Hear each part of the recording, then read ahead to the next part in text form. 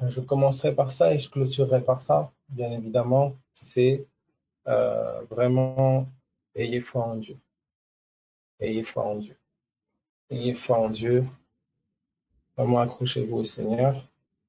Voilà, comme je vous le disais, j'ai vraiment été impacté par, comme j'ai vraiment l'impression de me reconvertir quasiment. J'ai vraiment été impacté par cette pensée que le Seigneur me communique, cette série d'enseignements où, voilà, je ne sais pas comment trop l'expliquer, mais c'est vraiment, on a déjà des fruits, des échos, vraiment il y a des flammes qui se sont ranimées dans le cœur de beaucoup, et la foi, quoi. Et c'est fou parce que c'est quand même fondamental, mais c'est vrai que quand on n'en a pas forcément des fois la compréhension, je disais toujours, on peut vivre des choses qu'on ne comprend pas. Et quand le Seigneur nous donne de les comprendre, c'est généralement afin de pouvoir les transmettre. Et donc c'est une chose en fait de vivre quelque chose, de l'expérimenter, etc. Et c'est une autre chose de comprendre ce qu'on expérimente et d'amener d'autres à l'expérimenter et à le vivre. Et voilà, il y a vraiment voilà, il y a quelque chose qui se passe, je ne sais pas ce que c'est, mais il y a quelque chose qui se passe vraiment. Et pour moi, ça affine vraiment la pensée de tout ce qui est partagé, de tous les enseignements partagés. Euh, euh, c'est la foi, c'est la foi, de faire confiance à Jésus. Et voilà, il y a vraiment le côté pragmatique exactement. Euh, il y a quelque chose vraiment qui se passe. Et je rends grâce à Dieu parce que dans tous ces temps passés, partagés, etc., dans cette patience et cette persévérance, que le Saint-Esprit affine l'enseignement, il aiguise et ça nous amène vers une plus grande pratique et une meilleure pratique surtout, parce que beaucoup parfois sont zélés de vouloir aller faire des choses, courir, etc., sans un fondement solide de la parole. Et tu ne peux pas tenir face à certaines adversités, face à certains combats. L'évangile ne se résume pas à aller dans la rue ou à aller courir à gauche et à droite. Non, c'est un monde nouveau. C'est la révélation d'un monde nouveau. C'est une réalité nouvelle et perçue par la foi, révélée au travers de notre foi par la puissance du Saint-Esprit.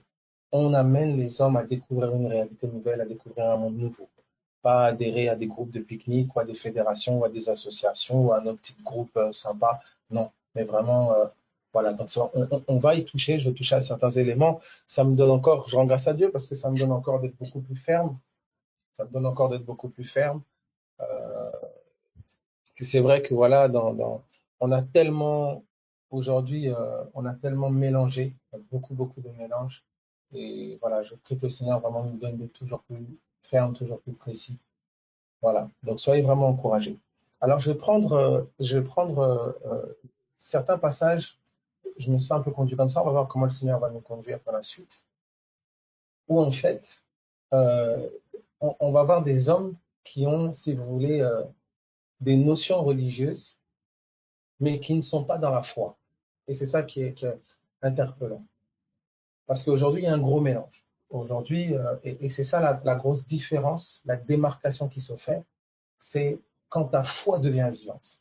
Quand ta foi devient vivante. C'est-à-dire Jésus devient réel pour toi, il devient pragmatique pour toi, et tu agis maintenant sur ce qu'il a dit, tu agis maintenant sur ce qu'il a fait. Donc, il y a comme un gros amalgame qui est fait dans le monde, dans le spirituel, dans le monde religieux. C'est on confond la morale, la bonne morale et l'évangile, la bonne morale et la spiritualité. En fait, l'arbre de la connaissance du bien et du mal et l'arbre de la vie. Alors, ça amène beaucoup de confusion, beaucoup de confusion. Parce que vous allez avoir des personnes qui ont une bonne morale, qui ont parfois grandi dans des dogmes religieux, qui ont grandi de manière religieuse, qui ont même, à cause de certains principes moraux, réussi dans leur vie sociale, euh, euh, respecté entre guillemets les 10 commandements comme ils pouvaient le faire, et voilà, et réussi dans leur vie sociale, belle famille, mari, femme, enfant, voiture, maison, etc., etc. Et c'est d'ailleurs ce que eux définissent comme étant la réussite. Et donc, du coup, on a parfois des personnes voilà, qui ont leur place, hein, leur place voilà, dans une assemblée où ils ont leur position depuis 20 ans, 30 ans, parfois 10 ans, 15 ans. toujours à faire la même chose. Ils ont leur petit programme, voilà, ils ont leur petite routine. Mais en réalité, dans leur quotidien pragmatique, il n'y a pas de foi vivante. Quand je dis dans leur quotidien pragmatique, eh ben, c'est quand vous touchez à l'intimité, quand vous touchez à l'intimité, c'est-à-dire la vie de prière, le rapport avec la parole de Dieu. En fait, vous allez voir que les éléments, les symptômes, les éléments qui témoignent d'une réelle relation avec Christ, d'une relation vivante avec Jésus, ils n'ont pas ces éléments-là. Mais pourtant, tout ce qui est surface, tout ce qui est extérieur, tout ce qui est chair, semble prospérer, alors qu'à l'intérieur, il y a une véritable pauvreté. À l'intérieur, il y a vraiment quelque chose de manquant. Et il y a quelque chose de fort que le Seigneur va dire, et c'est l'une des églises qui, je pense, reflète beaucoup l'église occidentale un peu de notre génération, c'est l'église de Laodicée. Alors on va aller ensemble voir l'église de Laodicée. Donc nous sommes dans le livre d'Apocalypse. Est-ce que ça va jusque-là pour tout le monde? Apocalypse, Apocalypse, Apocalypse au chapitre... voilà, Apocalypse chapitre 3, verset 14. Apocalypse 3, 14, voilà. Donc, comme je le disais, alors qu'est-ce qui se passe? C'est que généralement, il y a la transmission un peu d'une morale. Vous voyez? Il y a la transmission d'une morale, il y a la transmission de principes. La vie chrétienne, pour beaucoup, et parfois des enfants, hein, ça ressemble plus à ce qu'on n'a pas le droit de faire, ce qu'on ne peut pas faire. Le monde, c'est mauvais. Et ce qu'on peut faire.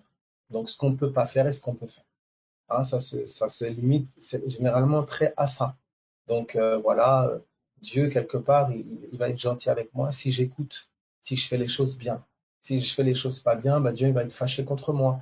Donc, ça donne parfois des profils de personnes avec une promptitude à être culpabilisées, absolument extraordinaire. Parce qu'ils ont grandi depuis tout petit à devoir être très quadrillés, très, très, très droits à cause de l'image qu'ils devaient renvoyer dans le monde religieux, etc. Et beaucoup d'enfants d'ailleurs, d'enfants de pasteurs ou d'enfants de responsables, sont prisonniers parfois de ces images-là, prisonniers de cette vie religieuse. Et quand le Saint-Esprit commence à les approcher, eh ben, il y a vraiment une crise, hein, une véritable crise intérieure entre une vie de foi vivante et authentique et puis une vie religieuse à maintenir toujours une belle image et même agir sur des choses dans lesquelles je ne crois même pas, hein, dans des choses que je ne crois même plus. Alors, le message à l'église de Laodicée est vraiment frappant. Il est vraiment très interpellant. Et il dit ceci euh, au verset 14, donc Apocalypse 3 à partir du verset 14. Donc je lis Apocalypse 3, 14. Écrit à l'ange de l'église de Laodicée. Voici ce que dit l'Amen, le témoin fidèle et véritable, le principe de la création. Voici ce que dit l'Amen, le témoin fidèle et véritable. J'aime ceci parce que là, Jésus se révèle comme celui, en fait, qu'il en soit ainsi. Il est celui qui rapporte la parole fidèle. Donc, il y a quelque chose dans cette église-là qui a naturellement, donc sans doute, corrompu la parole, qui a comme tordu quelque chose, qui a comme dénaturé la parole d'origine. Et c'est là, il se révèle comme l'Amen, le témoin fidèle et le principe de la création, le commencement, le principe de la création.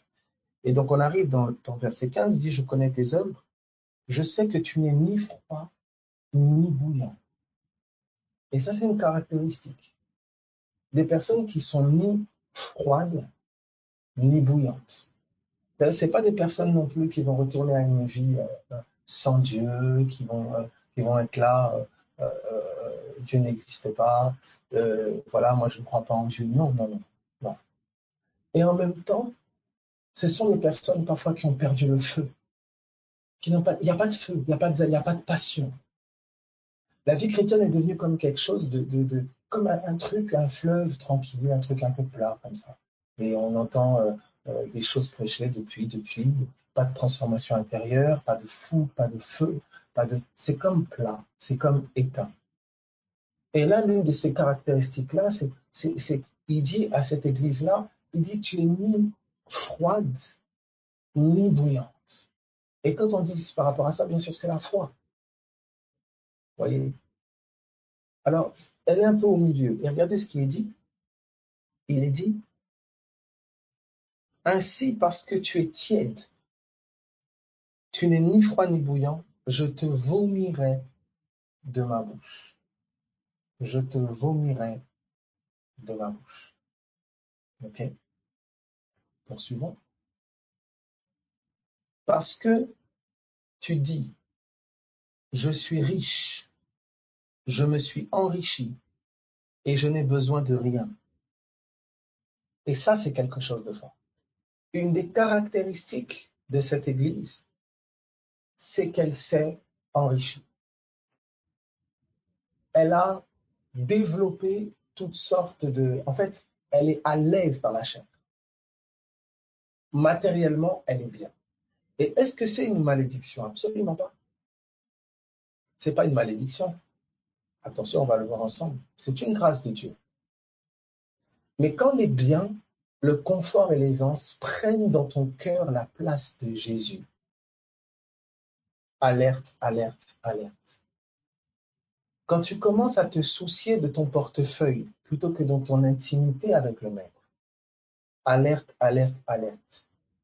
Quand le fait de ne pas avoir le canapé que tu avais prévu, ou la robe que tu avais prévue, ou le vêtement que tu avais prévu, et que cela devient un sujet de conflit, de tension, de dispute, d'insulte, de terrible. Alerte, alerte, alerte. Ça veut dire qu'ici, on a une église qui est à l'aise quant à la chair. Il dit, tu dis, je suis riche. Ce n'est pas Dieu qui le dit, c'est toi qui le dis. Tu dis, je suis riche, je me suis enrichi. Dieu m'a béni, je suis à l'aise, je suis confortable. Et ce confort-là est présenté aux autres comme la bénédiction de Dieu, le signe que Dieu m'approuve. Et ce qui est terrible, regardez ce que Jésus va dire. Jésus va dire, il dit, et parce que tu ne sais pas que tu es malheureux. C'est terrible ça. Il dit, tu ne sais pas. Ça veut dire qu'il y a une partie de toi qui est malheureuse. Tu ignores. Pourtant, j'ai tout ce dont peut-être un homme souhaiterait, une femme souhaiterait. Voilà, je suis bien. Mais il y a quelque chose en moi qui est malheureux. Et ce malheureux, ce malheur-là, va se traduire parfois à l'extérieur par des comportements, des attitudes. Vous allez voir quelqu'un qui a tout, mais qui prend des cachets de dépression, de burn-out, des choses. C'est intérieurement, il y a quelque chose qui n'est pas établi. Quelque chose ne va pas. C'est une âme qui a besoin d'un Christ vivant. Il dit, tu es malheureux. Il continue. Il dit, tu es misérable, pauvre, aveugle et nu. C'est terrible. Il dit, tu es malheureux. Écoutez bien. Elle-même rend le témoignage d'elle-même. Il dit, tu dis, je me suis enrichi, je suis riche, je n'ai besoin de rien. Donc, elle rend le témoignage que, moi, ça va, je n'ai besoin de rien. C'est des personnes qui vont dire, non, ne priez pas pour moi, il n'y a pas besoin. Moi, j'ai déjà ce qu'il faut, prier pour les gens qui en ont besoin. Priez pour les gens qui en ont besoin. Mais il est en train de dire ici, tu ne sais pas, tu ignores que tu es malheureux, misérable, pauvre, aveugle et nu. La liste est quand même longue. Et le point, c'est celui-ci. Vous allez voir que chaque élément ici, heureux celui qui croit. Misérable que je suis, Paul dit dans Romains, si quelqu'un est en Christ, il est une nouvelle création, c'est Corinthiens. Il dit, mais il n'y a plus de condamnation pour ceux qui sont en Christ. Quand il dit misérable que je suis, il dit grâce soit rendue à Jésus-Christ. Ça veut dire que ce qui a levé sa honte et sa misère, c'est le Christ, sa foi en Jésus. Il dira pauvre. Vous savez que nous sommes riches en la foi. Notre foi est plus précieuse que l'or et l'argent. Il continue, dit aveugle. C'est par la foi que nous marchons et non par la vue. Et nu, on va le voir dès le jardin d'Éden. Nous avons revêtu Christ. Et c'est par la foi. En d'autres termes, tous les éléments qu'il est en train de citer, malheureux, misérable, pauvre, aveugle et nu, il est en train de dire à cette église de Laodicée, ta foi s'est éteinte. ta foi est morte. Tu ne vis plus comme ayant confiance en moi. Tu ne vis plus comme dépendant de moi. Tu ne vis plus comme te reposant sur moi. Tu te reposes maintenant sur tes richesses. Tu te reposes maintenant sur ton savoir. Tu te reposes maintenant sur ton expérience, sur ce que vont dire les gens, sur ton image aux yeux des gens, sur tes titres, sur tes positions. Mais tu ne te reposes plus sur moi et ma parole. C'est ce que ici il est en train de dire à cette église. Cette église s'est confiée dans son statut. Cette église s'est confiée dans ses richesses. Cette église s'est confiée dans sa position. Aujourd'hui, oui, j'ai besoin de telle chose, mais je ne sais pas, etc., etc. Ok, bah, non, tu ne demandes plus à Jésus. Ah, je vais prendre cette journée-là pour passer du temps avec le Seigneur, pour prendre le temps en prière. Non, tu commences à passer des coups de fil à gauche, à droite. Oh, tu ne connais pas tel, hein, tu ne connais pas tel, tu ne connais pas tel. Et puis quand les choses ne tournent pas comme tu l'as prévu, ça révèle maintenant ton cœur. Tu deviens aigri, colérique, méchant, dur, violent parfois même. Voici l'église de Laodicée. Elle est bénie matériellement. Elle est bénie extérieurement. Elle pense n'avoir besoin de rien, alors que sa foi est morte. Alors que sa foi est morte. Elle n'agit plus comme ayant confiance en Jésus.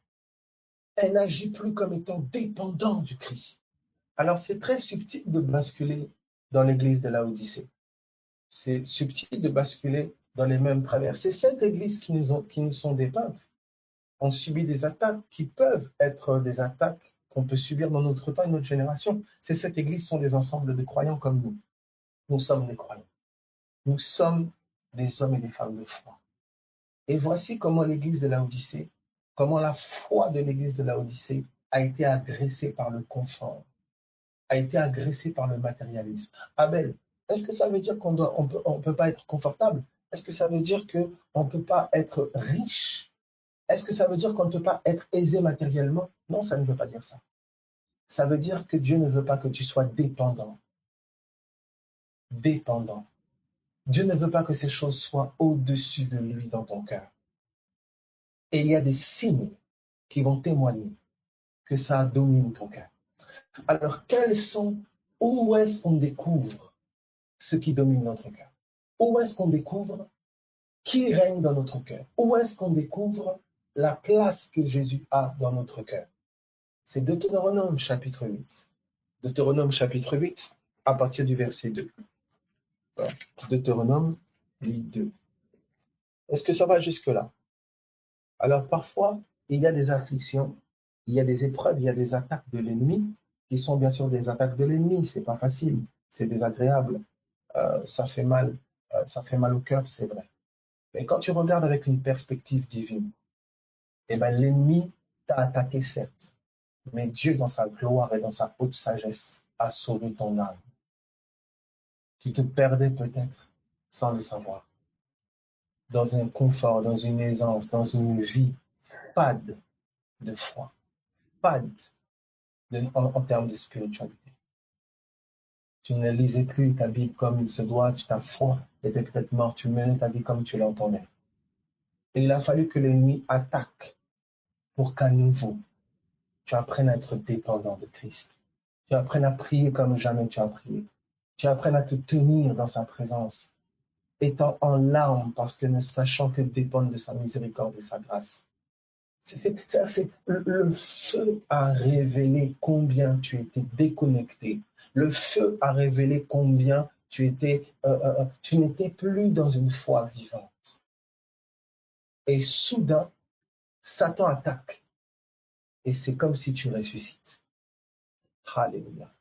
C'est pour ça, si tu commences à capter ça, quels que soient les assauts de l'ennemi, ce sont des échecs déjà.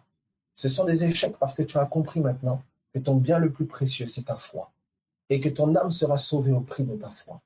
Alors, regardez, est-ce qu'on peut évoluer? Deutéronome, est-ce que ça va? Deutéronome 8, voilà, à partir du verset 2. Deutéronome 8, 2. Deutéronome 8, 2. J'ai été... voilà, quelqu'un dit ici, c'est exactement ce qui m'est arrivé il y a un an. Wow. Je ne sais pas si notre sœur est ici. il y a un témoignage absolument formidable par rapport à un chant qui a été composé qui s'appelle le repos, je pense le repos céleste. Et j'aurais bien voulu que ça puisse nous lire le témoignage de cet homme-là. Ça m'a vraiment glacé. Oh, béni soit-tu. Béni soit Dieu. Il y aura des témoignages, hein, bien sûr. Il y aura des témoignages et il y a beaucoup de témoignages, je pense, qui arrivent. Donc, bon, je ne sais pas si la sœur est là, mais si le témoignage peut être lu du cantique Le repos céleste. Et voilà, donc quand c'est bon, on me fasse signe. Mal dit. Donc, Deutéronome chapitre 8, à partir du verset 2. Deutéronome 8, 2. Donc, je lis. Souviens-toi de tout le chemin que l'Éternel, ton Dieu, t'a fait faire pendant ces 40 années dans le désert, afin de t'humilier, de t'éprouver pour savoir quelles étaient les dispositions de ton cœur, et si tu garderais ou non ses commandements. Alors, on pourrait beaucoup discuter là, mais retenons ce que nous voulons ressortir dans notre pensée ce soir. On me dit ici que le désert est un endroit où les dispositions de mon cœur sont mises à la lumière. Le désert est un endroit où les dispositions de mon cœur sont révélées, sont mises à la lumière. Et qu'est-ce qui est mis à l'épreuve dans ce désert? Qu'est-ce qui est attaqué? Qu'est-ce qui est agressé? Tu dois le savoir, c'est ta foi. C'est ta foi. Nous sommes dans Jacques chapitre 1, Jacques chapitre 1, Jacques chapitre 1er. Ok, puis juste 5 minutes. Le témoignage est trouvé. Ok, donc est-ce qu'il peut être lu? S'il peut être lu rapidement. Alors, par rapport au témoignage, je vais lire le texte. Est-ce qu'on lit d'abord le chant, peut-être? Oui, tu peux lire le chant et après Parce que le chant n'est pas sous les yeux.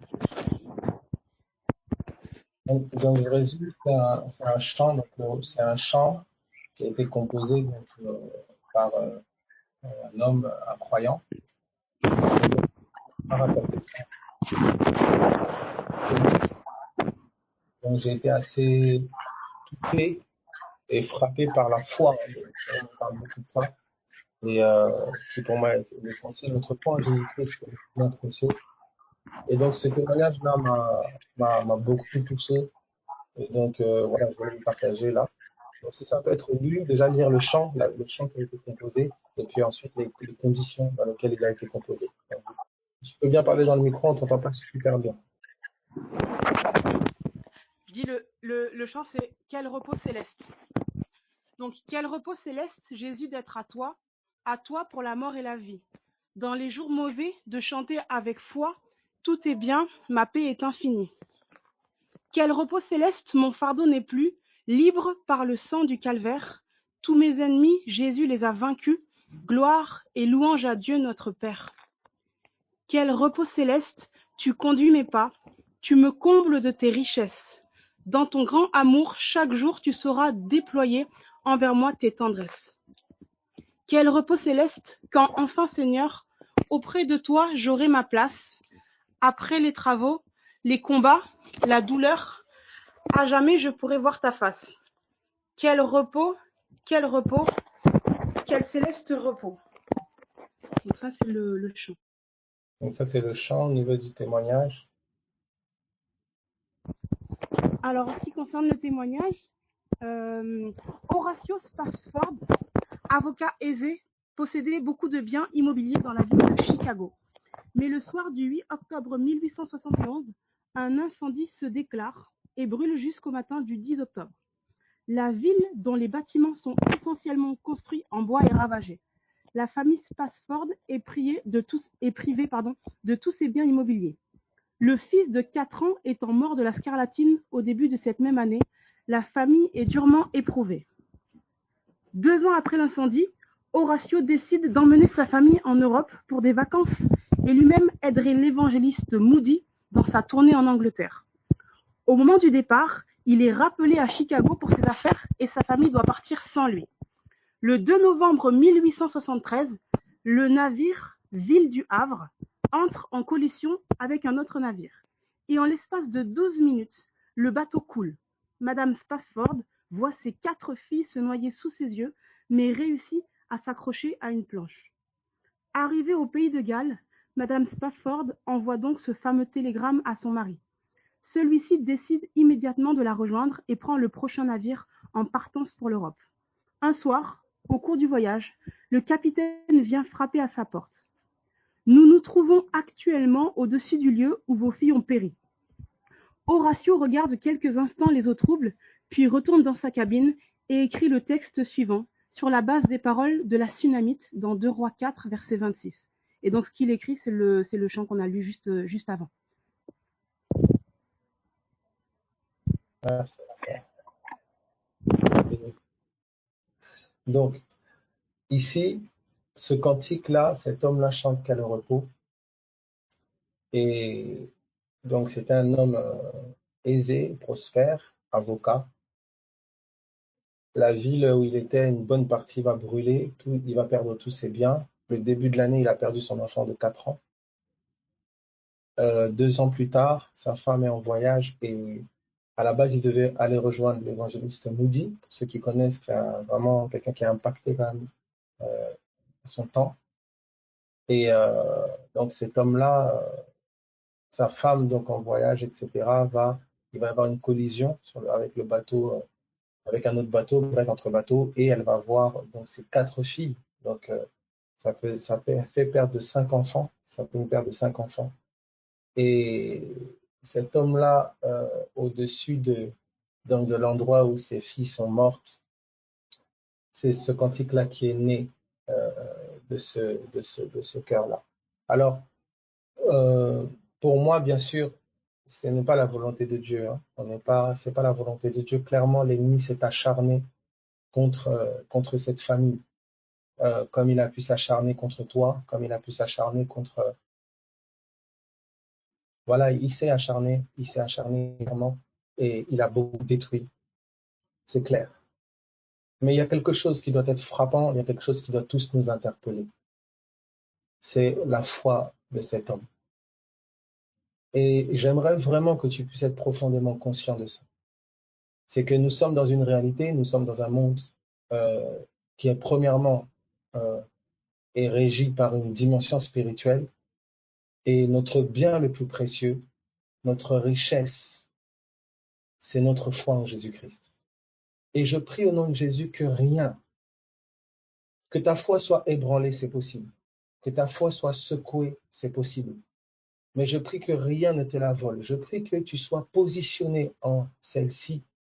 Et que, quand je dis positionné en celle-ci, ça veut dire que tu sois profondément enraciné dans ce Jésus. Parce que ce n'est pas la foi en soi qui importe, mais c'est surtout l'objet dans lequel tu la places. Parce que la foi, tu l'as. La foi, nous l'avons tous. Cependant, c'est l'objet dans lequel nous la plaçons qui est déterminant. Certains ont placé leur foi dans leurs parents. Certains ont placé un morceau de leur foi dans leur banque. D'autres ont placé un morceau de leur foi dans leur médecin. D'autres ont placé un morceau de leur foi dans leur conseiller de je ne sais. D'autres ont placé un morceau de leur foi dans leur famille. Notre foi, tous nous avons la foi. Mais cette foi est comme fragmentée et placée dans différents objets. Mais il y a quelqu'un qui est venu, qui a démontré qu'il était fiable, qu'il a démontré qu'il était un témoin fidèle. Dieu a rendu témoignage de lui. Et lui est digne que toute notre foi soit placée totalement en lui. Que toute notre confiance soit placée en lui. Il est digne que nous lui fassions confiance. Il est digne que nous nous alignions avec son cœur, avec sa pensée, avec qui il est. Et que nous misions vraiment tout ce que nous avons dans notre vie sur sa personne. Alors oui, avoir confiance, placer ta confiance en Jésus, c'est un risque. C'est un risque, il y a un risque. Dès l'instant où tu décides de placer ta confiance, tu décides de prendre un risque. La foi sans la réalité de risque n'est pas la foi. Tu prends des risques régulièrement. Tu vas placer ta confiance dans un avocat qui va défendre ton affaire. Tu ne sais pas si ton dossier était en train de dormir L'avocat a peut-être, il a peut-être même fait tomber de la sauce d'hamburger dessus. Il n'a même pas travaillé. Et puis demain, il se pointe au tribunal avec toi, te donnant l'impression qu'il a travaillé alors que finalement, il était peut-être au bar. Tu places ta confiance chez ce médecin. Tu connais pas sa vie. Tu sais pas ce qu'il en est. Alors qu'il te prend peut-être comme un cas, un autre cas encore supplémentaire. Oh, il a qu'à y passer celui-là, il a qu'à y passer celle-là, oh, etc. Mais bien sûr, tout le monde n'est pas un médecin magnifique. Et il y a des médecins qui parfois sont légèrement problématiques quand même. Tu places ta confiance dans un banquier qui va t'expliquer beaucoup de choses. Tu places ta confiance dans des assurances. Il y a tellement de choses dans lesquelles tu as misé, dans lesquelles tu as passé ta vie, pour lesquelles tu as travaillé, pour lesquelles tu t'es investi. Tellement de choses. Et parfois qui t'ont rien rendu. Parfois qui n'ont fait qu'accentuer les problèmes. Parfois qui n'ont fait que te faire encore davantage, t'emprisonner davantage. Tu as placé ta confiance dans un homme parfois, tu as placé ta confiance dans une femme. Qui dit foi, dit engagement. Je ne peux pas dire oui, moi je crois que, comme je le dis, j'ai l'habitude de dire banque. Pourquoi je dis banque? Parce que le portefeuille des gens est tellement précieux. Le portefeuille des gens est tellement précieux. Quand vous parlez argent, les gens, finalement, bizarrement, ils comprennent très vite. Tu vas placer cette banque-là qui te dit, place tous tes comptes là-bas, tout ton argent de côté, confie-toi à cette banque. Elle est fiable. Et tu dis, OK, d'accord. Et tu as toujours ton autre compte ouvert, tout est bien dans l'autre banque. C'est pas la foi, ça. C'est pas la foi. Le jour où tu décides d'ouvrir un compte là-bas, le jour où tu décides de déplacer tes fonds, le jour où tu décides de prendre le risque, ça veut dire que si cette banque coule, tu coules. Ça veut dire que si cette banque n'est pas fiable, tu as gâché tes ressources. Et c'est là le point, la question que tu dois te poser et à laquelle j'interpelle tous. C'est la question que je me pose maintenant régulièrement. As-tu confiance en Jésus? As-tu foi en Jésus? Abel, qu'est-ce que ça veut dire? C'est-à-dire, as-tu foi dans ce que Jésus a fait, dans ce que Jésus est et dans ce que Jésus a dit? Seigneur, oui, j'ai foi. OK, comment cela se traduit-il dans ta vie? De manière pragmatique. 2 Corinthiens chapitre 13, à partir du verset 5. 2 Corinthiens 13, 5. Alors, je crois que cet homme-là s'est retrouvé là, ayant perdu ses 4 enfants, 5 enfants, au-dessus du lieu même où ses filles étaient parties. Je pense que la tristesse l'a submergé. Je pense que son âme était sans doute KO. Mais il n'a pas agi sur ça. Il est parti s'enfermer. Et il a commencé à élever le Jésus de sa foi. Et j'ai dit, waouh. Je prie que des cantiques naissent d'une véritable rencontre avec le Christ. Aujourd'hui, beaucoup chantent les chants des autres. Mais les autres, dans quelles conditions les autres ont reçu ces chants? Dans quelles conditions ces cantiques nouveaux sont nés? Je prie qu'il y ait une génération à nouveau, pas qui vivent des pertes de je ne sais pas quoi, non, mais qui vivent la réalité d'une communion vivante avec le Christ. Parce que c'est ce qui manque. C'est ce qui manque. Une foi vivante. Tout est conditionné, tout est fait pour que nous ne placions pas notre confiance en Christ. Tout est fait pour cela. Tu as un problème de santé, il y a l'hôpital. Tu as un problème de psychologique, il y a les psychologues, il y a les psys. Tu as un problème de démon, il y a la psychiatrie. Tu as un problème de machin, il y a tel truc, il y a un problème de... Tout est fait pour que ta foi ne soit jamais éprouvée, mais confiée en Christ. Voilà pourquoi tous ces systèmes sont en train de montrer leur saturation. On a vu une démonstration extraordinaire avec les cancers, le corona, etc. Le système médical a été comme à genoux. Il s'est débattu comme il pouvait. Et béni soit Dieu, nous saluons le monde médical. Vraiment, béni soit Dieu. Moi, je rends grâce à Dieu. Mon père est médecin, je rends grâce à Dieu. Je voulais moi-même l'être. Mais nous opérons dans une sphère supérieure. Nous n'opérons pas dans la même sphère. Et c'est pour ça que là où eux diront c'est incurable, nous avons encore de l'espérance. Parce que nous n'opérons pas dans la même sphère. Nous sommes censés, Église, nous sommes censés être une réponse pour les nations. Nous sommes censés montrer à la junte médicale, montrer au domaine juridique, montrer aux domaines policiers, gouvernementaux, etc. Démontrer notre Christ. Qui guérit mieux que lui? Qui rend mieux justice que lui? Qui est l'avocat par excellence? Qui est le meilleur des enquêteurs? Si quelqu'un cherche la vérité, il est lui-même la vérité. Et la réalité, c'est celle-ci. Avons-nous placé notre confiance? C'est pour ça que je veux te dire ceci. C'est que là où humainement tu es limité, à chaque fois que tu as été dans des conditions humaines où il n'y avait plus d'espérance, à chaque fois que tu as été dans des conditions humaines où on a vu ta situation et ton cas comme trop dépassé, sache que c'était le terrain de la foi. Sache que c'était le terrain pour toi, pour faire confiance à quelqu'un qui est au-dessus de tous ces hommes qui ont pu rendre le témoignage que tu es foutu. Et il y a quelqu'un qui a payé le prix. Il y a quelqu'un qui est mort et ressuscité pour toi. Il y a quelqu'un qui est vivant. Et il est vivant où? Il est vivant en toi. Cependant, ce Jésus n'est accessible que par la foi. Chaque secteur de ta vie, chaque territoire de ta vie, où humainement ça semble impossible, où humainement ça semble insurmontable, ce sont les terrains à confier à Jésus. Ce sont les terrains pour agir dans la foi. Ce sont les terrains pour découvrir le cœur de Dieu. C'est pour ça que quoi que fasse l'ennemi, quand nous sommes de la nouvelle alliance et nous sommes croyants, même ce qu'il fait contribue à nous rapprocher du cœur de Dieu. Les choses ne sont pas prévues comme tu l'avais calculé. Commence à faire confiance à celui qui est le gestionnaire des gestionnaires. Ça fait peut-être des années que tu cherches, je ne sais pas, peut-être un emploi ou je ne sais. Fais confiance à celui fais confiance à celui qui ouvre les portes quand les autres personnes peuvent les fermer. C'est rien pour lui. Il veut te montrer que ce après quoi tu cours, ce après quoi tu t'époumones chaque jour, n'est rien comparé au don que le ciel t'a fait, c'est-à-dire le Christ vivant, le Fils de Dieu. C'est le cadeau, le plus grand trésor. Il est en toi. Mais la clé d'accès à ce trésor, c'est la foi. Et une foi vivante. Une foi vivante. Alors regardez 2 Corinthiens chapitre 13 à partir du verset 4. 2 Corinthiens 13, 4. Est-ce que ça va jusque-là pour tout le monde? 2 Corinthiens 13, 4. Ok. Donc je lis. 2 Corinthiens 13, 5, pardon. 2 Corinthiens 13, 5. 2 Corinthiens 13, 5. Donc je lis, voilà. Examinez-vous vous-même. Examinez-vous vous-même. Voilà ce qu'un enseignement doit faire.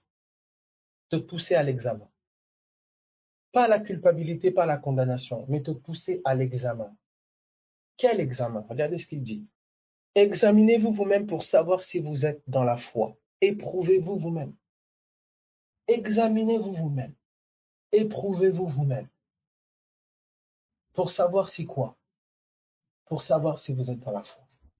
Est-ce que ton comportement, ton attitude vis-à-vis de cet homme, de cette femme, de ses frères, de cette sœur, face à cette situation, est-ce que c'est l'attitude d'un enfant de Dieu, d'une enfant de Dieu? Alors certains diront, oui, oh, l'attitude d'une enfant de Dieu, c'est d'avoir une bonne morale. Non, c'est pas ça d'abord. C'est d'abord la foi. Est-ce que tu as agi comme ayant confiance en ton Seigneur? Ces circonstances qui viennent se présenter à toi, elles révèlent où en est ta foi. Et ici, Paul dit, examinez-vous, examine-toi. Est-ce que tu marches et agis comme quelqu'un qui croit au Christ, à ce qu'il a fait, à ce qu'il a accompli, à qui il est? Alors on va voir ensemble comment, de manière pragmatique, on peut penser servir Dieu en étant dans l'incrédulité. On peut vouloir faire des choses pour Dieu depuis un cœur incrédule. Et ça, c'était l'ancienne alliance. Alors regardez ce qui est dit ici. Il dit, ne reconnaissez-vous pas que Jésus-Christ est en vous? Toute l'essence de ma foi est là. Jésus-Christ est en moi. Abel, mais il est où en moi? Dans mon pied, dans mon orteil, dans mes cheveux? Il est dans ton cœur. Le Jésus que tu lis dans les évangiles, Écoute-moi attentivement. Il s'est déplacé par son esprit.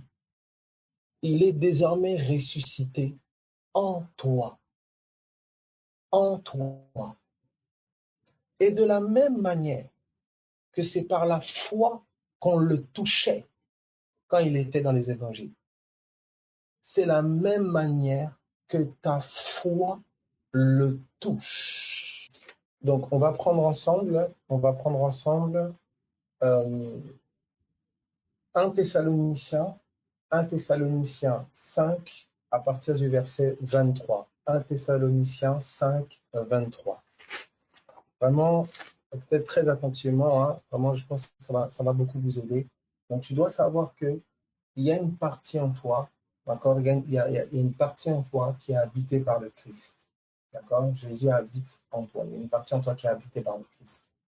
Maintenant, cette partie-là, christique, hein, ce Jésus qui est en toi, tu dois savoir qu'il est libéré par la foi. Il est libéré par la foi. Lorsque ton âme agit dans une foi vivante, d'accord, c'est au prix de ta foi que ton âme est sauvée, guérie, délivrée. D'accord? Donc, je vais donner des exemples très pragmatiques que tu comprennes ce qu'il en est. Alors, on va prendre ensemble 1 Thessaloniciens 5, 23. 1 Thessaloniciens 5, 23. 1 Thessaloniciens 5, 23. Donc, je le lis. Il dit, voilà, que le Dieu de paix, d'accord, vous sanctifie lui-même tout entier, esprit, âme et corps. D'accord? Esprit, âme et corps. Est-ce que ça va pour tout le monde? D'accord. Donc là, vous avez, d'accord, donc vous avez l'esprit, l'âme et le corps. L'esprit, c'est la partie la plus profonde de votre être. Ça va pour tout le monde? Voilà. Donc l'esprit, c'est la partie la plus profonde de ton être. Hein, c'est l'esprit là. C'est la partie la plus profonde de ton être. Ensuite, tu as l'âme et tu as le corps. OK? Maintenant, regarde, on va aller ensemble voir, on va aller ensemble dans Hébreu. Allons ensemble dans Hébreu. D'accord? Donc ça veut dire, tu vois, ton être, il est composé de cette manière-là. D'accord? Tu as un esprit, la partie la plus profonde de ton être. Tu as une âme et tu as un corps. Donc le corps, il est assez facile de le voir. C'est ton corps physique, tu le vois. Hein? Il est visible. Tu peux le toucher. Voilà, tu peux le sentir. Voilà. Ensuite, donc tu as une partie plus superficielle, comment dire, moins superficielle, moins extérieure, qui est ton âme. D'accord? Donc c'est là qu'il y a tes sentiments, tes émotions, tes impressions, là, voilà, c'est toute cette sphère-là. D'accord? Et tu as la partie, maintenant tu as ton esprit qui, lui, tu ne le sens pas, tu le sais. Écoute bien, tu ne le sens pas, tu le sais. Donc on va aller ensemble, progressivement. Est-ce que ça va jusque-là pour tout le monde? Alors je vais avec vous dans Hébreu. Hébreu. Vous allez voir un peu comment se passent les choses. Donc en fait, si vous voulez, ce qui est de l'esprit se manifeste au travers de votre âme, d'accord? Au travers de convictions qui sont déposées dans votre âme, d'accord? Est-ce qu'on va appeler des forteresses? On va voir ça ensemble, d'accord? Il y a des convictions qui sont déposées dans votre âme. Et à mesure et en fonction de l'origine de ces convictions-là, c'est-à-dire de l'esprit qui est à l'origine, eh ben, l'esprit va être agissant au travers de votre âme. Il va être agissant au travers de vous. D'accord? Donc, l'esprit, on ne le sent pas. On ne le sent pas. D'accord? Ce n'est pas les sens. OK? On le sait.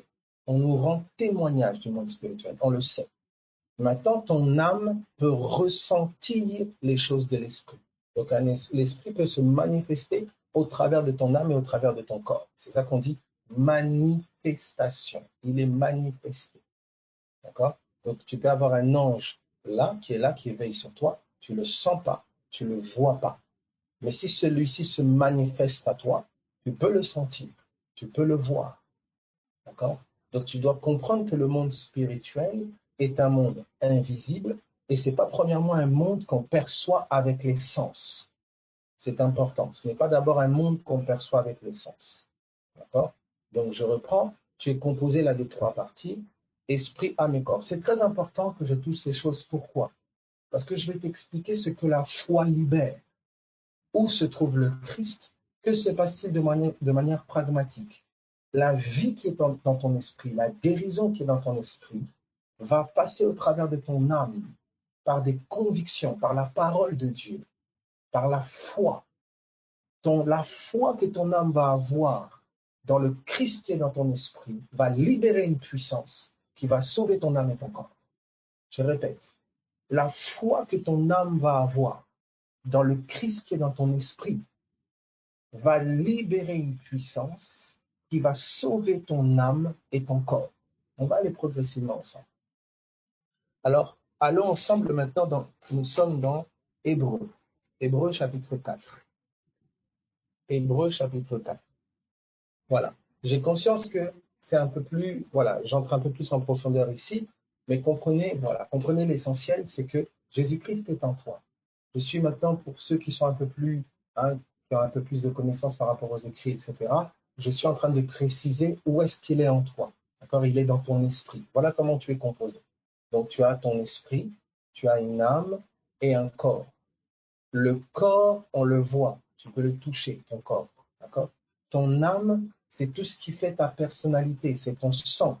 L'âme est dans le sang, on dit. C'est toute ta personnalité que tu as construite, tes sensations, impressions, tout ce qui s'est construit là avec ce que tu as observé, constaté, tes expériences, etc. Ta personnalité, ta personne, d'accord? C'est au niveau de ton âme ici. C'est elle qui a été blessée, brisée, qui a vécu des expériences, qui a des traumatismes, qui a des raisonnements, qui a des sentiments, qui a des émotions.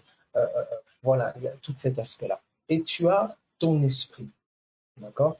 Qui est en fait cette partie esprit, pour l'homme qui n'a pas Jésus, cette partie est morte.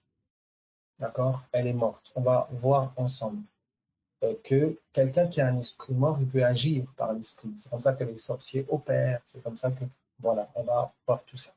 Mais pour l'instant, ce n'est pas l'essentiel. Pour l'instant, je veux que tu comprennes comment Jésus est passé des évangiles là que tu lis au-dedans de toi. Comment Jésus est ressuscité en toi. Comment il est dans ton esprit.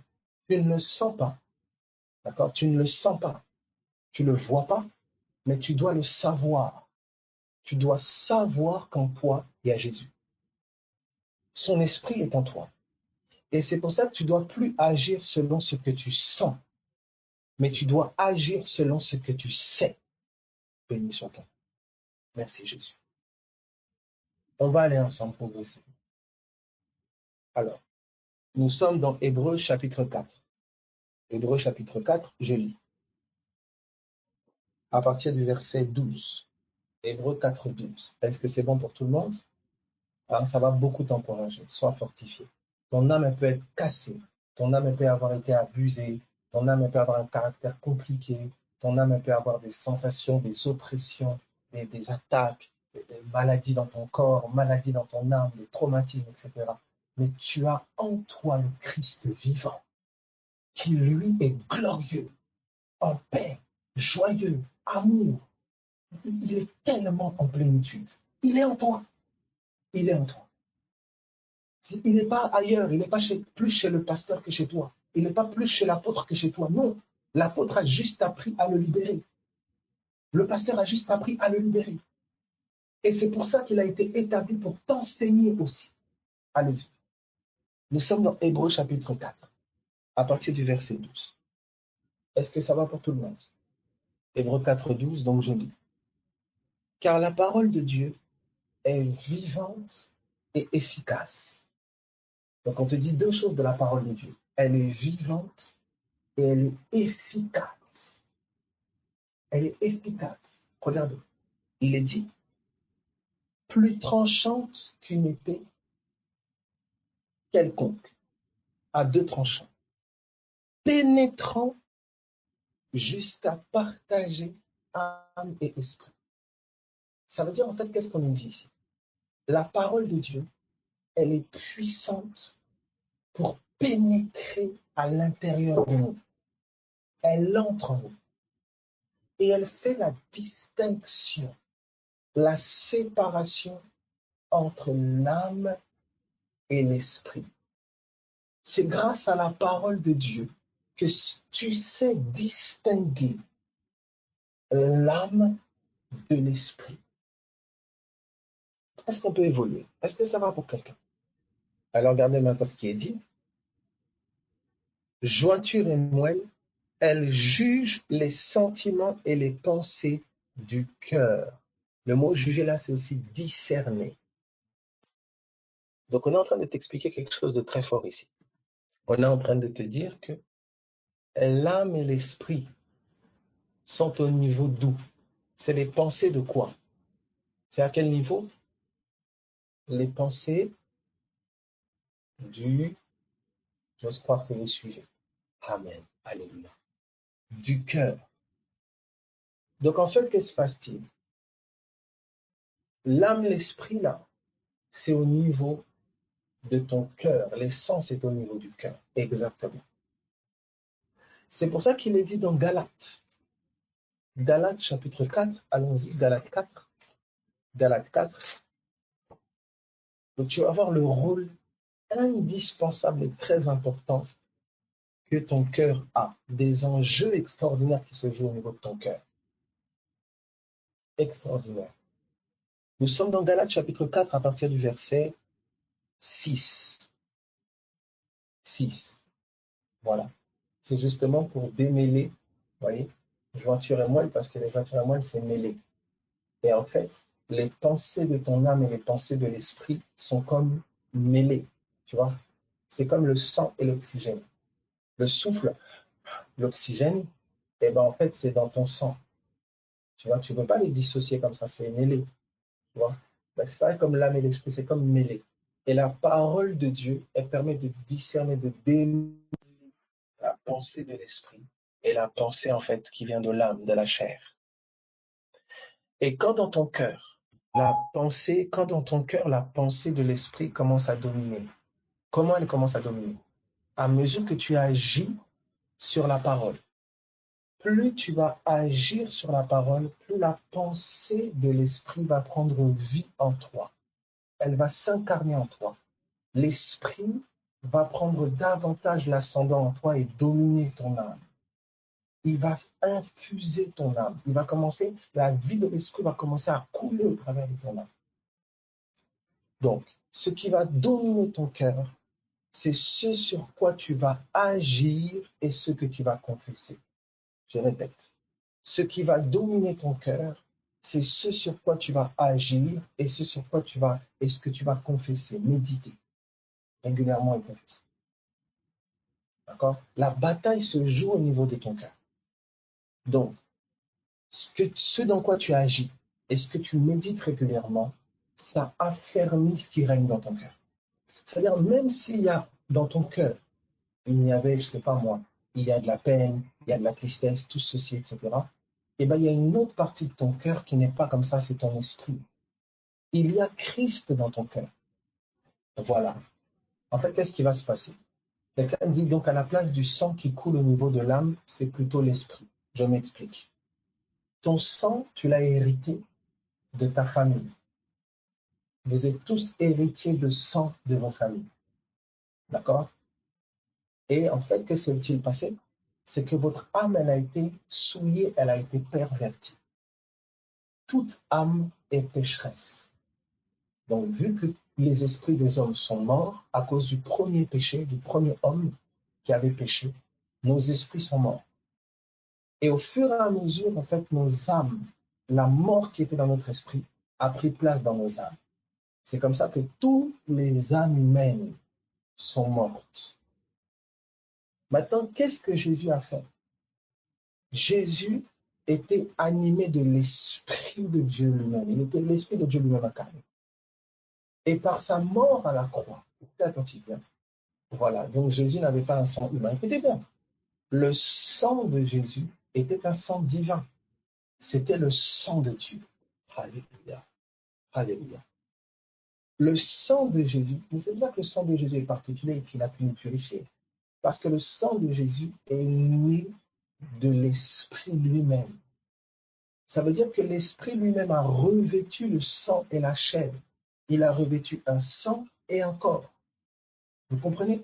Afin de pouvoir marcher au milieu des hommes et afin de pouvoir maintenant payer le prix à la croix pour que de nouveau, toi, ton âme soit lavée et que ton esprit soit ressuscité. C'est comme ça que vous êtes passé de la mort à la vie dans votre esprit.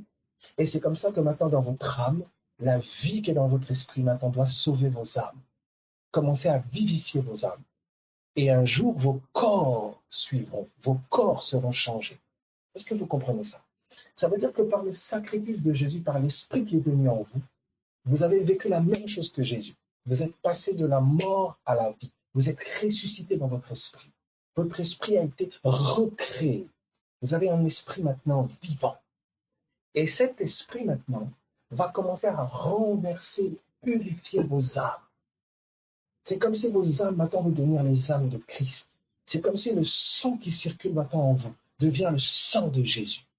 Vous comprenez? Parce que la vie qui est dans votre esprit, au travers de votre foi, la vie qui est dans votre esprit est communiquée à votre âme et communiquée à votre corps. C'est comme ça que vous êtes guéri. C'est comme ça que vous êtes délivré. C'est comme ça que vous êtes sauvé. Ton âme ne peut pas se sauver elle-même. Tu ne peux pas te sauver toi-même de traumatisme. Tu ne peux pas te sauver toi-même de choses que tu as vécues ancrées dans ton âme depuis l'enfance. Tu ne peux pas. Par contre, tu as une partie en toi qui est ton esprit, l'esprit de Jésus, qui est déjà renouvelé, sauvé, vivant, puissant. Et c'est cette partie de toi recréée, ce nouveau toi dans l'esprit, qui va renverser l'ancien toi, qui va renverser les forteresses qui sont dans ton âme, qui va arracher et renverser l'Égypte qui règne dans ton âme. Ce processus se fait par la foi. Quand ton âme entend la parole et que ton âme agit sur cette parole, la puissance de l'esprit qui est en toi est libérée dans ton âme. C'est ainsi que ton âme est sauvée au prix de ta foi. Est-ce qu'on peut évoluer? Est-ce qu'on peut évoluer? Ok. Alors, quelqu'un dit, est-ce qu'il est possible que cette partie soit voilée? Comment ça, cette partie soit voilée? La partie esprit?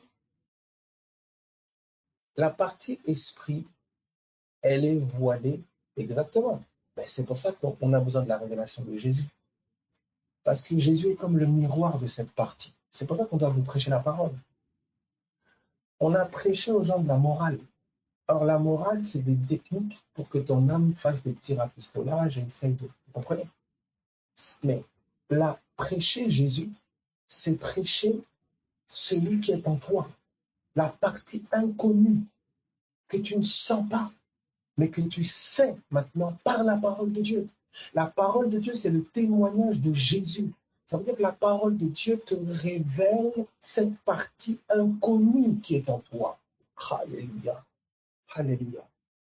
C'est cette partie-là qui est guérie, qui est en bonne santé. C'est cette partie-là. Donc quand tu dis, je suis guéri, je suis vivant, je suis en bonne santé, tu es en train de témoigner de cette partie esprit. Ton âme est en train de s'approprier cette partie esprit. Quand tu parles en langue, quand tu déclares la parole, quand tu agis sur ce que Dieu dit, cette partie est vivifiée. Elle est vivifiée par ta foi. Elle vivifie ton âme. Mais on n'a pas appris aux gens à marcher par l'esprit. Les gens pensent que... Regardez comment amener les gens à marcher par l'esprit. Oh, je sens. J'ai l'impression que je sens dans mes chaussures. Je sens. Vous comprenez? Les gens ont amené la marche spirituelle du New Age. Oui? Du New Age. Qu'est-ce que ça veut dire le New Age? C'est ça, tous ces trucs-là. Il faut se concentrer. Tu dois faire le vide. Tu dois... Tous ces trucs-là qui font appel à tes sensations physiques. Sans le machin, sans ceci, tes sentiments. C'est ça tout le travail aussi de la psychologie. On va fouiller dans ton passé, on va aller creuser dans ton âme, on va aller puiser dans ton enfance, on va aller... C'est ça l'aspect aussi de tout ce qui est cure d'âme. En fait, toutes ces méthodologies humaines, elles travaillent ton âme, elles font des choses dans ton âme, mais elles ne sont en rien évangile. L'évangile, c'est pas ça. L'évangile, c'est le Christ ressuscité en toi. C'est le Christ ressuscité en toi. Il n'a pas besoin d'un psy. Il n'a pas besoin d'un psychiatre. Le Christ ressuscité en toi, il est en toi. Maintenant, tu es censé apprendre. C'est ça qu'on doit apprendre à l'Assemblée. C'est ça qu'on doit apprendre dans le quotidien. À découvrir celui qui vit en toi. Voici ce que Jésus a fait.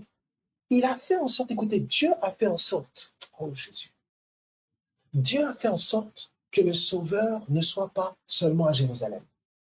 Il a fait en sorte que le Sauveur ne soit pas en Occident ou à l'Orient. C'est pour ça qu'il a dit, il est avantageux que je m'en aille, il a dit à ses disciples. Bien sûr, parce que désormais, je pourrai vivre en chacun d'entre vous. Ça veut dire que, écoute bien, ta transformation, ta délivrance, ta guérison, ton salut, la vie est juste là, collée à toi. C'est comme si tu as une porte. C'est juste derrière la porte. Mais la clé, tu peux en entendre le bruit. Tu peux en entendre le son. Tu entends le son de la délivrance. Tu entends le son de l'amour de Dieu, de la bonté de Dieu, de la paix de Dieu. C'est comme si tu entends, c'est comme si c'est là derrière la vitrine. C'est comme si c'est là derrière la porte. Mais on t'a dit, non, il n'y a rien derrière la porte. Reste dans ta pièce vide. On a dit, cherche à devenir comme. Cherche à guérir. Cherche à être délivré. Cherche à devenir ceci. Cherche à avoir ceci. Mais qu'est-ce que dit la foi? La foi te dit que de l'autre côté de la porte, il y a tout pleinement. La foi ne te dit pas cherche à devenir. La foi ne te dit pas cherche à avoir. La foi voit au-delà de la porte. La foi voit au-delà de la porte. Et elle est la clé. Elle est la clé. Pierre, je te donne la clé. Alors, écoutez un peu ceci. Est-ce que ça va jusque-là pour tout le monde? Est-ce qu'on peut évoluer? C'est pour ça qu'il y a une espérance qui peut naître en nous. Merci, Seigneur. Alors, maintenant, regardez ce qui s'est passé avec le Christ. Donc, allez-y, hein, écrivez votre question. Regardez ce qui s'est passé avec le Christ, vous allez voir sur le schéma. C'est quoi quand l'esprit, il est souillé? Ah, très intéressant. Très, très bonne question. Alors, c'est tout simplement ce que tu crois. Ce que tu crois. On va vraiment y toucher. C'est pour ça que tout ce que, en fait, tu dois comprendre que ton esprit, il est forgé par ce que Dieu dit. Il est forgé par la parole. Il est forgé par la parole. C'est-à-dire que comment ton esprit est purifié, il est dit ceci, vous êtes déjà pur à cause de la parole que je vous ai annoncée. Donc tu dois savoir que toute la dimension spirituelle, c'est par la révélation. Tu ne peux pas voir la dimension, tu peux pas voir la dimension spirituelle si ça ne t'est pas donné de le voir. Ce n'est pas tes sens physiques. Tu peux pas être là, me concentrer, essayer de sentir l'esprit. Non. L'esprit, je le sais. Je le sais. Donc en fait, c'est à mesure plus, en fait, quand il y a des forteresses en moi, des fausses croyances, etc., c'est ça qui agresse mon esprit. C'est ça qui affecte mon esprit. Dès l'instant où il y a tout ce qui touche à croyance, c'est pour ça qu'on vous parle des forteresses, tout ce qui touche à ce que vous croyez affecte votre esprit. Ça vient agresser votre esprit. Ça vient s'en prendre à votre esprit. Tout ce que l'ennemi peut essayer de faire. Vous pouvez par exemple avoir des addictions. Vous pouvez avoir même une maladie dans votre chair, dans votre âme. Le problème, ce n'est pas la maladie, ce n'est pas l'addiction. Le problème, c'est ce que vous croyez. À un moment, la maladie veut que vous pensiez que c'est fini, qu'il n'y a plus d'espérance. L'addiction veut que vous pensiez que vous êtes condamné à ça. Vous êtes fait pour ça. Ce n'est pas la peine d'essayer quoi que ce soit, vous êtes fait pour ça. Vous comprenez, tout ce qui arrive, tout ce que l'ennemi peut faire, le monde spirituel vise ce que vous croyez. On va bien le voir ensemble. On va bien le voir ensemble. Le monde spirituel vise ce que vous croyez. Quand vous prenez, regardez, donc, regardez Jésus de Nazareth. Jésus de Nazareth, qu'est-ce qu'il a noté? Vous avez donc le corps de Jésus, donc c'est le schéma ici à gauche. Donc vous avez le corps de Jésus, vous avez le corps de Jésus, vous avez donc l'âme de Jésus, hein, c'est Jésus de Nazareth, Et vous avez l'esprit de Jésus, d'accord, qui est le Christ, c'est l'esprit du Christ. Donc, ici, l'âme de Jésus, le corps de Jésus, on le disait fils de Joseph et de Marie. Voilà. Donc, j'aurais pensé Dieu, son esprit. Oui, oui, bien sûr. Et Jésus de Nazareth, oui. Il était parfaitement Dieu dans son esprit, là. C'est pour ça qu'il disait, celui qui m'a vu a vu le Père, mais ça demandait une révélation. C'est dans son esprit qu'il était parfaitement d'essence divine. Vous voyez? Donc, son esprit, quand vous voyez Christ esprit, vous voyez le divin. Même les anges dans le ciel, etc., se couvrent la face devant celui qui est sur le trône. Dieu est révélé par son Fils. Il est révélé à l'humanité par son Fils. Le Seigneur a dit à mon Seigneur, assis-toi à ma droite. Maintenant, que se passe-t-il? Vous allez voir la grosse problématique des gens, et même pour le corps de Christ. Parce que le schéma que vous voyez là, sur la gauche, c'est exactement le même schéma pour aujourd'hui. Sauf qu'au lieu de Jésus de Nazareth, il y a Abel de Bordeaux, il y a Georges de Paris, c'est le même. Alors, que va-t-il se passer au niveau du corps ici? Que va-t-il se passer? Regardez. La vie qui est ici doit sortir ici. D'accord?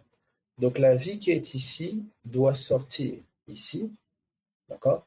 Maintenant, quelle est la problématique? Que Jésus, qui n'était pas chez Jésus, c'est qu'à ce niveau-là, il y a, à ce niveau-là, dès l'âge de 12 ans déjà, la parole, d'accord? La parole dominait l'âme de Jésus de Nazareth. Vous comprenez? Ainsi, l'Esprit, le Christ, peut aisément s'exprimer, vous voyez, au travers de l'âme de Jésus de Nazareth. Comment? Par la foi. Ça veut dire que quand vous écoutez Jésus parler, vous allez voir que Jésus ne parlait pas depuis ses sens. Jésus ne parlait pas depuis ses sens, il ne pensait pas depuis ses sens. Je vous donne un exemple pragmatique. Prenons ensemble pour vous montrer déjà la mentalité déjà depuis ses 12 ans. Alors regardez. Prenons ensemble Luc chapitre 1. Alors je vais te montrer la différence avec toi. C'est que toi, à ce niveau-là, tu vas avoir des forteresses, des fausses croyances dans ton âme qui vont faire quoi? Qui vont faire obstacle à l'esprit. C'est pour ça qu'il y a une bataille qui se joue là. Et que la parole de Dieu travaille à renverser les forteresses, qui sont à ce niveau ici. Est-ce que quelqu'un comprend ce que je dis? On va aller doucement. Comment ce schéma se fait? C'est pour ça que je vais le montrer. C'est dès l'instant où tu nourris soit lui, donc l'esprit, soit tu fortifies les forteresses qui se sont construites par d'autres esprits dans ton âme.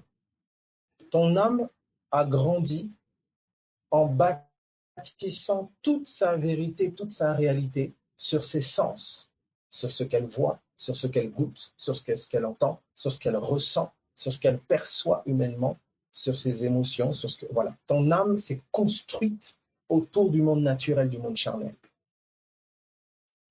D'accord? Elle s'est construite autour du monde d'en bas. Donc, émotions, sentiments, croyances d'en bas. Ce que je vois, c'est ce qui est vrai. C'est ce que je touche, c'est ce qui est réel. Ce que je ressens, c'est ce qui est vrai. Ce que, vous voyez, elle est conditionnée par les sens. Maintenant, quand la vie de Dieu vient dans ton esprit, d'accord, il va y avoir une lutte entre ce que la parole de Dieu te dit. Ton âme va être appelée à choisir entre ce que la parole de Dieu dit et entre ce que tes sens, tes raisonnements, tes forteresses t'ont toujours dicté. Et c'est là que tu vis la croix. C'est là que tu vis la croix. C'est-à-dire en agissant sur ce que Dieu dit, la vie de l'esprit qui est en toi va maintenant renverser les forteresses qui sont dans ton âme. C'est ça quand Jacques dit, il faut que la patience et la persévérance fassent une œuvre en vous. Quelle œuvre fait la persévérance? Quelle œuvre fait la patience? C'est-à-dire ta persévérance à agir sur la parole de Dieu, même à compte-goutte, même à compte-goutte. Qu'est-ce que ça produit? Ça renverse dans ton âme les fausses croyances.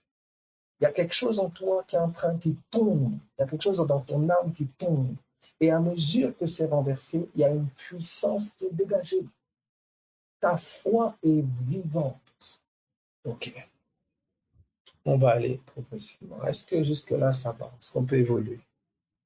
Oh là, peut-être. Allô? Exactement. Quand la foi est libérée, exactement, c'est pour ça qu'on te dit, ta foi t'a sauvé, ta foi t'a guéri, ta foi c'est ta foi. Donc Dieu, c'est pas Dieu qui te guérit direct. Non, c'est ta foi. Ça veut dire Dieu t'a déjà guéri, c'est déjà fait. Maintenant, ce qui est dans l'esprit est libéré par ta foi, c'est rendu visible, c'est rendu manifeste. C'est ta foi qui fait cela. Or, si on ne te prêche pas la parole de Dieu, si on ne t'annonce pas la parole de Dieu, ta foi n'a pas de quoi vivre. Ça veut dire que tu ne sais pas ce qui est dans l'invisible. Tu ne sais pas. Si tu es que conditionné par tes sens, tu vas vivre que par ton ressenti. Ah ben, j'ai l'impression, ah je suis triste, ah je me sens pas bien, ah je me sens comme... Et c'est la plupart des chrétiens. Vous voyez? Ok. Alors, par rapport à la foi, en fait, écoutez attentivement. Dieu a déjà tout fait. C'est pour ça que Jésus a dit à la croix, tout est accompli. Dieu a déjà tout fait. Il t'a déjà guéri, il t'a déjà délivré, il a tout fait. Le combat maintenant, c'est pas que Dieu le fasse, c'est que tu crois. C'est pour ça qu'on te parle du bon combat de la foi. Donc en fait, Dieu ne te reguérit pas. Il t'a déjà guéri. Et la foi maintenant dans le fait qu'il t'a guéri, c'est cette foi-là maintenant que tu bâtis. Et c'est cette foi-là qui te guérit maintenant dans le visible. Dieu t'a déjà guéri.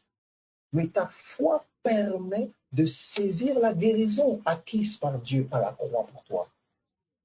C'est pour ça que c'est ta foi qui te guérit. C'est ta foi qui te sauve. C'est ta foi qui te libère. C'est pour ça que le combat, il est à ce niveau-là.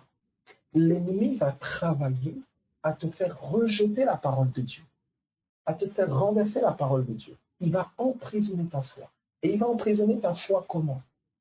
Avec des fausses croyances. Des fausses croyances. Alors, je vais montrer cela ici, avec deux passages. Deux passages. Premier passage, donc déjà, vous notez, vous voyez un peu comment cela se passe. Donc, vous voyez, pour Jésus, son âme était complètement soumise à la parole. Vous comprenez? Ce qui fait que il dit, je ne peux rien faire de moi-même. Les paroles que je vous dis, ce n'est pas de moi. Les œuvres que je fais, ce n'est pas moi. Il n'y avait aucune incrédulité dans l'âme du homme. Aucune. Ce que la parole disait, c'est ce qui était. Maintenant, que se passe-t-il? Le Jésus, le Christ, là, ici, d'accord, est désormais passé ici. D'accord? Donc, quand lui est monté, il a envoyé son esprit. Il a envoyé son esprit. Il a envoyé son esprit. Et ainsi, on a eu un ici, ça s'est passé désormais, vous voyez, en toi.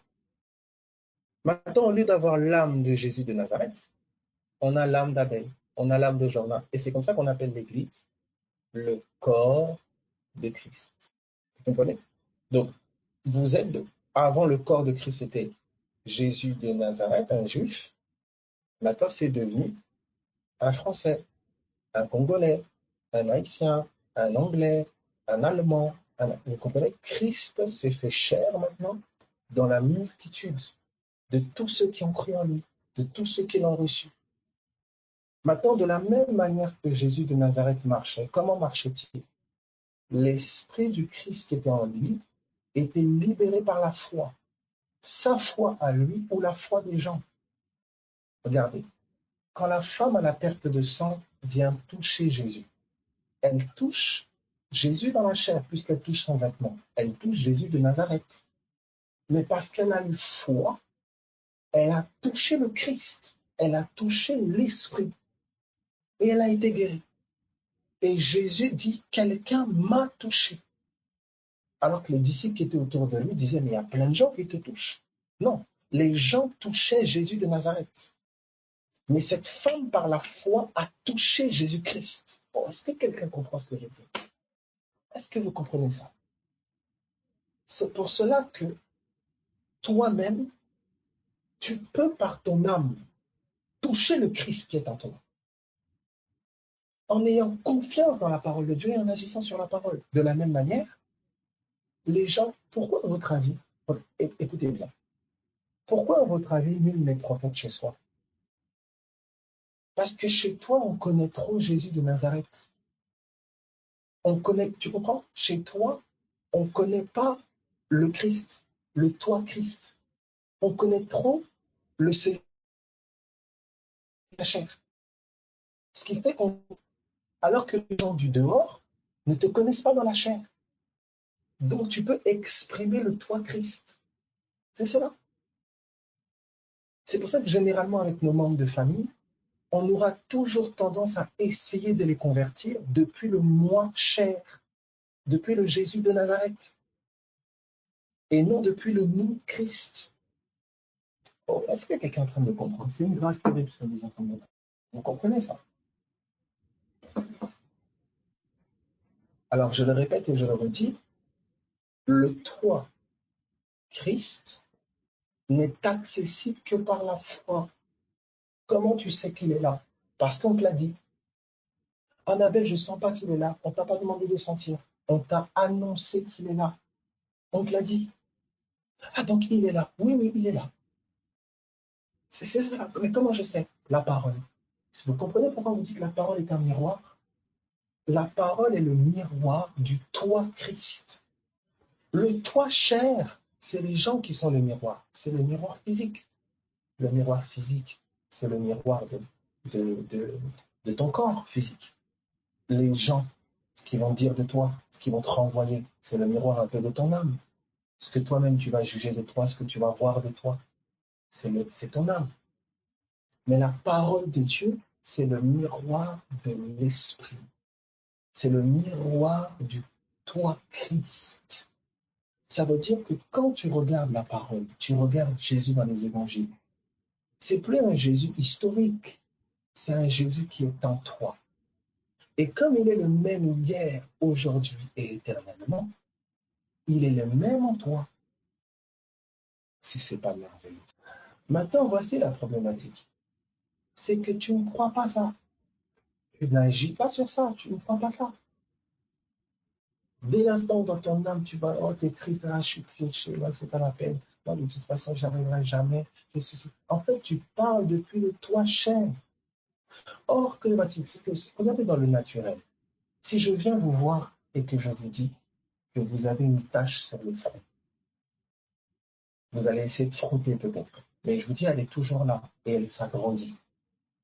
Vous allez commencer à vous inquiéter. Et le premier réflexe que vous allez avoir, c'est de chercher un miroir, de chercher un reflet de votre visage. Et si dans le miroir, vous ne voyez aucune trace, vous allez directement dénigrer mon discours. Vous allez dire, mais t'es un menteur. J'ai regardé dans le miroir, j'ai pas de tache. Alléluia. Quand tu regardes dans la parole, tu décèles le mensonge de Satan. Vous connaîtrez la vérité et la vérité vous affranchira.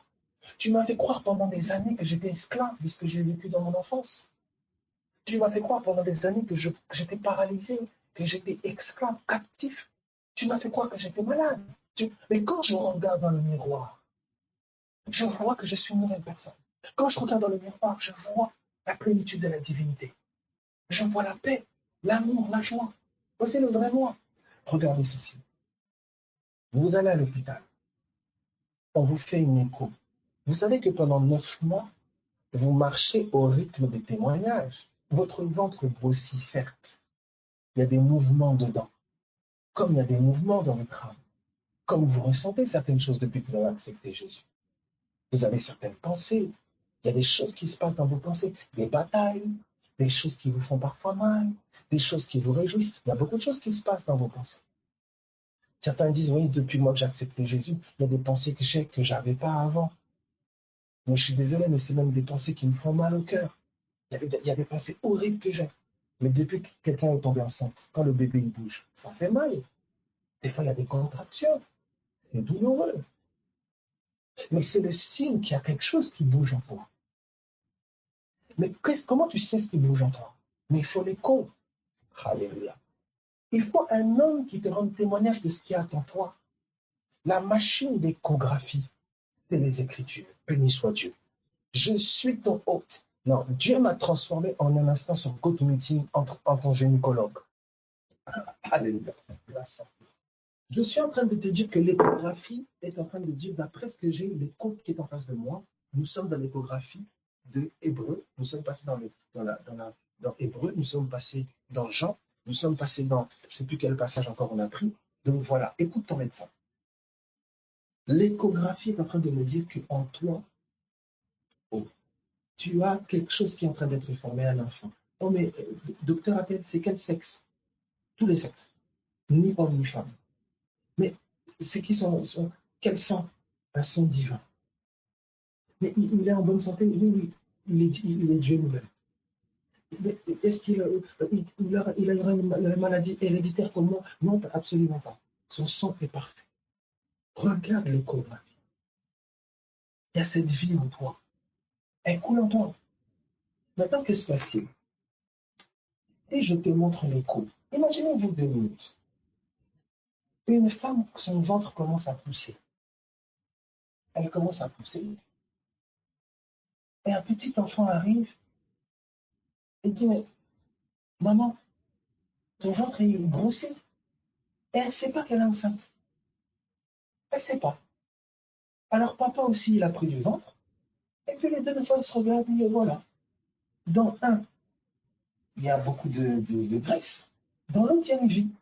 Mais comme à l'extérieur, on voit les deux qui prennent du ventre, là, ils sont là. Voilà. Ils mangent la même chose. Ils sont là. Jusqu'à ce qu'une écho vienne. Il faut l'écho. Mais pour un enfant, il voit sa maman avec un gros ventre. Il voit son papa avec un gros ventre. Il ne fait pas de différence. Il faut qu'on lui explique, oh Sarabachit, que dans le ventre de maman, il y a une vie. Okay. Mais que dans le ventre de papa, il y a beaucoup de boulons. Il n'y a pas la vie là-bas.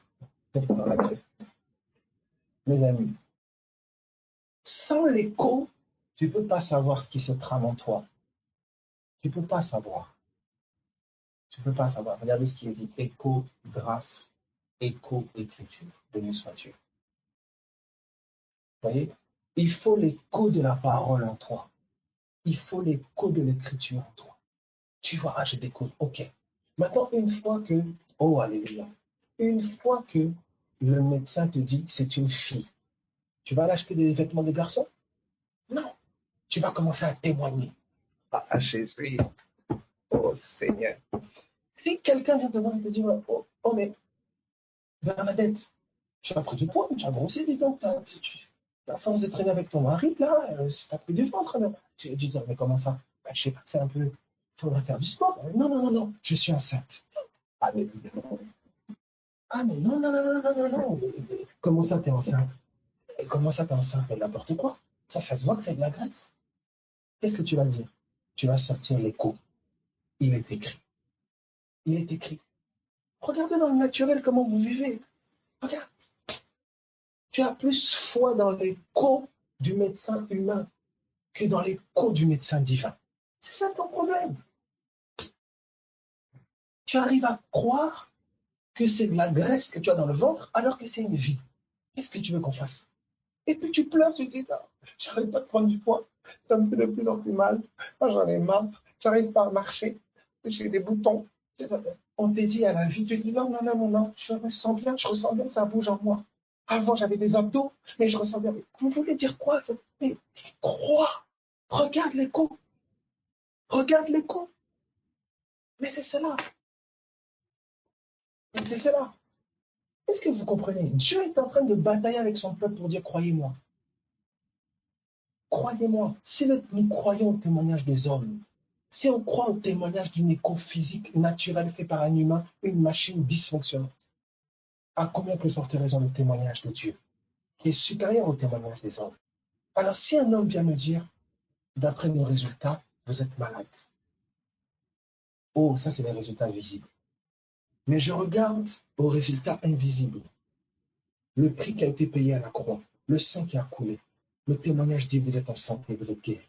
Quel témoignage je garde dans mon cœur? Je prends le témoignage qui est ceux qui m'ont connu dans mon passé, dans tout ce que j'ai fait, dans tout ce que j'ai commis. Nous, on en sait que tu as toujours été comme ça. De toute façon, tu ne changeras jamais. C'est le témoignage des hommes. Oui, c'est vrai. Ils m'ont vu dans mes œuvres, ils m'ont vu dans mes actions. Mais je vais regarder dans le témoignage du ciel. Je regarde dans l'invisible. Tu es une nouvelle création. Les choses anciennes sont passées. Toutes choses sont devenues nouvelles. Il n'y a plus de condamnation pour toi. Jésus a payé le prix. J'ai pourvu en toutes choses. J'ai effacé tes fautes. Voici le témoignage. Dites-moi comment quelqu'un qui vous dit, oh, moi, je n'ai pas besoin de miroir. C'est terrible. Hein? Voilà où en sont les gens qui ne veulent pas écouter la parole de Dieu. Lire même ou écouter même en audio. Comment tu vas connaître ce qui est en toi? Où est-ce que tu vas trouver le reflet de ce qui est en toi? À l'époque, il n'y avait pas de miroir. Le reflet était dans l'eau ou dans d'autres choses. Est-ce que ça va pour tout le monde? Alors, ce sera ça ma pensée vraiment d'aujourd'hui, à laquelle je conclurai. Tu vas à Jésus, une image t'est présentée, un reflet. C'est le reflet de ce qui réside en toi. Aie foi dans ce reflet. Qu'est-ce que la foi? Qu'est-ce que ce reflet? Ce reflet, c'est la parole qui te la renvoie. Le miroir te témoigne de ce qui est en toi. La parole te témoigne de Jésus qui est en toi. La parole te témoigne de Jésus. C'est le témoignage de Dieu concernant son Fils. C'est ce qu'est la parole. C'est l'évangile. Christ en toi. Quand cette image t'est présentée, Paul dit, je vous ai dépeint Christ. Je vous ai présenté celui qui réside en vous. Quand celle-ci t'est présentée, écoute-moi, elle ne te sert à rien si elle ne trouve pas en toi une foi agissante. Alors il dit, celui qui écoute la parole et qui ne la met pas en pratique, il est comme quelqu'un qui s'est regardé dans le miroir et quand il part, il a oublié à quoi il ressemble. C'est cela qui arrive pas dans les chrétiens. Il a vu dans le miroir, je suis nouveau. Puis il part, il n'agit pas dessus. Ben, il oublie. Il oublie. Alors tous les charlatans qui vont te donner les 10 clés pour que tu sois guéri, les 18 clés pour que tu sois délivré, les 14 clés pour que tu deviennes un homme nouveau. Mais quand je regarde dans le miroir, ah mais je suis déjà délivré, je suis déjà guéri. Mais pourquoi vous ne m'apprenez pas à marcher dans la foi dans ce que je suis déjà? Apprenez-moi à confesser qui je suis. Apprenez-moi à me positionner contre Satan et ses mensonges et de dire Satan sort de la pite cet endroit parce que je suis racheté. Je suis libre. Je suis délivré. Tu n'as pas le droit d'être là. Tu n'as pas le droit. Et même s'il secoue encore dans la chair, même s'il secoue dans mes rêves, il secoue dans mon âme, Seigneur, ta parole est la vérité. Et elle est au-dessus de tout ce qu'il peut faire.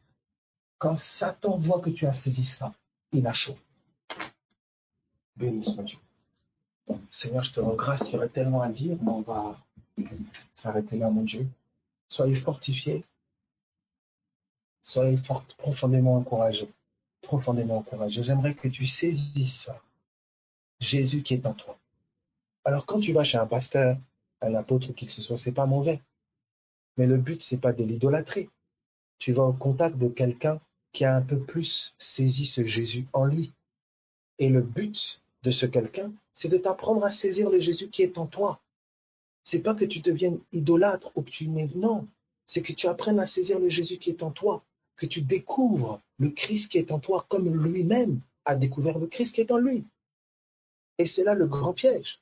Si lui qui a découvert le Christ qui est en lui, il te fait croire en fait que c'est lui, il s'élève, tu lui commences à lui faire des bisous, tu ne peux plus l'appeler frère, on commence à le mettre sur une haute montagne. Qu'est-ce que vous faites? Vous êtes en train de priver tous les autres du Jésus qui est en eux. Et soudain, vous pensez qu'il n'y a que le Jésus qui est en lui qui est efficace.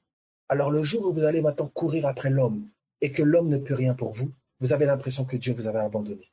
Le jour où vous allez vers le super anxionné plus et qui pose la main sur vous et que rien ne se passe, vous avez l'impression que Dieu vous a abandonné. Mais en fait, vous avez recherché l'homme plutôt que Christ. Et ce même Christ est en vous. Le même Christ qui est en lui, il est en vous. Et c'est ça le rôle des ministères. Vous entendez cela? C'est ça leur rôle. C'est d'amener tous les saints à la stature parfaite de Christ.